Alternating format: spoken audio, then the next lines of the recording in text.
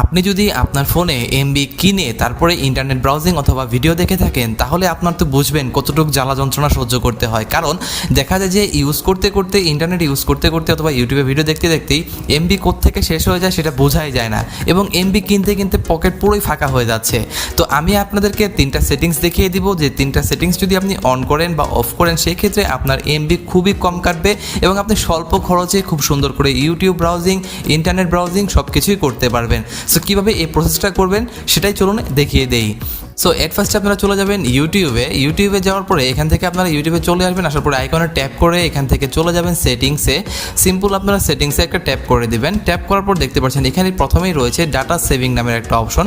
Simple এখানে একটা tap করে দিন। দেওয়ার পরে দেখতে পাচ্ছেন উপরে ডাটা সেভিং মোড এটা অফ করা রয়েছে। সিম্পল আপনারা এটাদেরকে অন করে দিবেন। অন করার পরে এখানে আপনাদের কাজ শেষ। এখান থেকে এই কাজটা হয়ে যাওয়ার পর সিম্পল আপনারা ব্যাক হয়ে চলে আসবেন। আসার পরে আপনারা চলে যাবেন ফেসবুকে। সো এখান থেকে আমি ফেসবুক লাইটে চলে আসছি। ফেসবুক লাইটে চলে আসার কারণ হচ্ছে আপনারা যদি যে মেইন ফেসবুকটা রয়েছে সেই ফেসবুকে যদি যান তাহলে এই সেটিংসটা পাবেন না।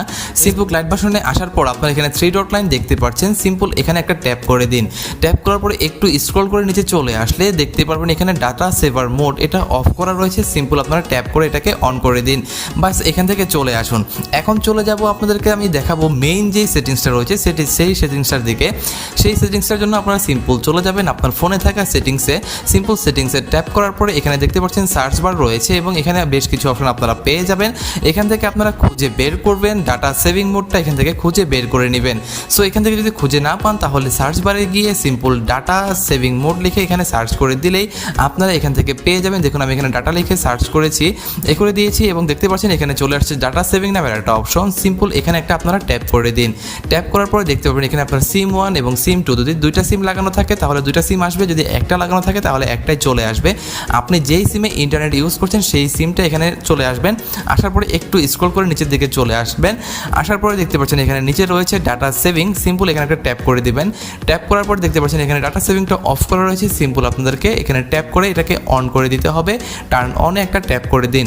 বাস আপনার কাজ শেষ। আপনি এখন থেকে যতবারই ইন্টারনেট ইউজ করবেন আপনি খুব কম কাটবে এবং আপনি আপনার সেই স্বল্প এমবি দিয়েই কিন্তু ইন্টারনেটে ব্রাউজিং করতে পারবেন, ইউটিউবে ভিডিও দেখা সহ সব কিছুই করতে পারবেন খুব সুন্দরভাবে। আপনার এখন থেকে আর বারে বারে এমবি কেনার প্রয়োজন পড়বে না।